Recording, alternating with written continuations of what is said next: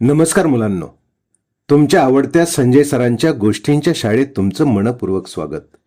मुलांनो, काम कोणतंही असो, अगदी झाडू मारायचं असलं ना तरी ते आपल्या प्रामाणिकपणामुळे आणि सेवाभावी वृत्तीमुळे त्या कामाचा दर्जा वाढतो बरं का.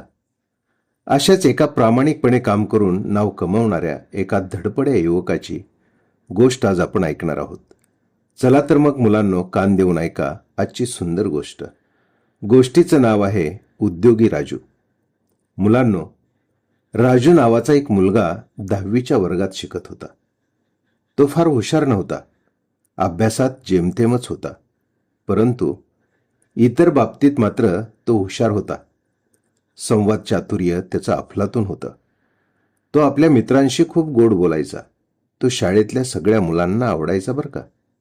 मुलांनो, एके दिवशी वर्ग शिक्षकांनी सहजच विद्यार्थ्यांना विचारलं, विद्यार्थी मित्रांनो, तुम्ही कोण होणार? विजयने लगेच हात वर केला.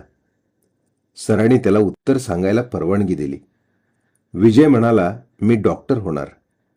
अजय म्हणाला, सर मी इंजिनियर होणार. संस्कार म्हणाला, सर मी वकील होणार. प्रत्येक मुलांमध्ये प्रचंड उत्साह दिसून येत होता. प्रत्येकजण काही ना काहीतरी सांगत होता, परंतु वर्गातला एकच मुलगा सरांनी विचारलेल्या प्रश्नावर गंभीर विचार करत बसला होता. नेमका हाच मुलगा सरांच्या नजरेस पडला.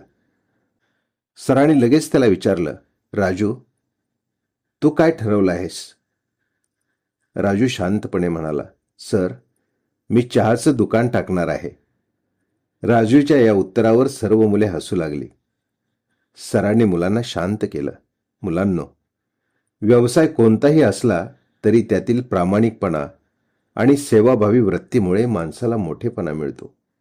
मुलांनो, उद्योग क्षेत्रात पुढे या, उद्योजक व्हा. तुमच्या वर्गातील राजूने स्वावलंबी जीवनाचे ध्येय बाळगल्याबद्दल आपण सर्वांनी त्याचं कौतुक केलं पाहिजे. सर्व मुलांनी लगेच जोरदार टाळ्या वाजवल्या. मुलांनो, काही दिवसांनी 10वीची परीक्षा झाली. राजू पास झाला. घरची आर्थिक परिस्थिती बेताचीच होती. वडील एकटेच मिळवायचे. 8-10 माणसाचं कुटुंब. राजूने वडिलांना मदत करण्याचा निर्णय घेतला. कमीत कमी भांडवल घेऊन त्यानं चहाचं दुकान टाकलं. चहाच्या दुकानाचा शुभारंभ मोठ्या दिमाखात केला. राजूच्या स्वभावामुळे दुकानात खूप गर्दी जमू लागली. त्याचा नफा कैक पटीने वाढू लागला. बँकेत पैसे हळूहळू वाढू लागले. बघता बघता काही वर्षातच राजू मोठा व्यावसायिक झाला. मुलांनो, तो मोठा यशस्वी उद्योजक झाला बरं का. मुलांनो, तुम्हीही तुमचं ध्येय ठरवा आणि त्याप्रमाणे कामाला सुरुवात करा. कामात अभ्यासात सातत्य ठेवा. मुलांनो, गोष्टी संपतात, पण त्यातून मिळालेला विचार आयुष्यभर सोबत राहतो. पुन्हा भेटू संजय सरांच्या गोष्टींच्या शाळेत. तोपर्यंत रोज एक गोष्ट, रोज एक नवा विचार आणि रोज एक चांगलं काम. धन्यवाद.